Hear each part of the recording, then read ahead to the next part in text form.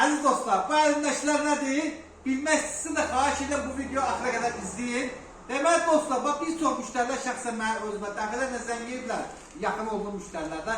Deyirlər, Orxan, xaricə gedəcəm, 10 gün olmayacaq, 5 gün olmayacaq, biraz günlərim var, gətirib qoyub sən mağazada suyunu verərsən. Sonra dostlar, bax bir çox adam rayona gedir, 5 günü, 10 günü tətilə, bitkilərine görə narahat qalır. Ona görə artıq bu şeylərə son qoyuq dostlar. Onlar üçün damcılı suvarma başlıqları gətirmişik. Həm pərakəndə satışı var dostlar. Bir də ağac satanlar kim istəsə topdan satışı da var. Bir dənəsi nümunə kimi göstərirəm dostlar. Bax, məsəl üçün. Bax, bir dənəsini qoyduq belə. Bax, demək dostlar, bu krantıdır. Bax, krantını bağlayırıq belə. Fərqi yoxdur. Yarım litr, 1 litr, 2 litrlik qablar da qoyaq. Götürəməz. Qabların heç bir fərqi yoxdur. Bax, mən burada düzəltmişəm. Bax, məsələn, 2 litrlik qabı dostlar. Bir dənə belə çox rahat, bir dənə bir taksi verir, bir dənə də belə.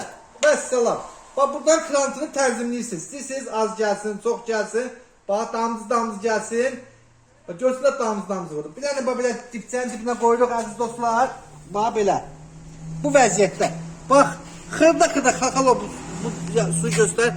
Göz dostlar, bax, xırda. Buradan ölçüsünü özünüz təyin edirsiniz. Görürsünüz necə qəşəng, əla. Ya bu cürə suvarma başlıqları kimlər istəsə, həm topdan, həm pərakəndə satışı var. Hə, bundan gözəl. Nə? Gəl aparayım.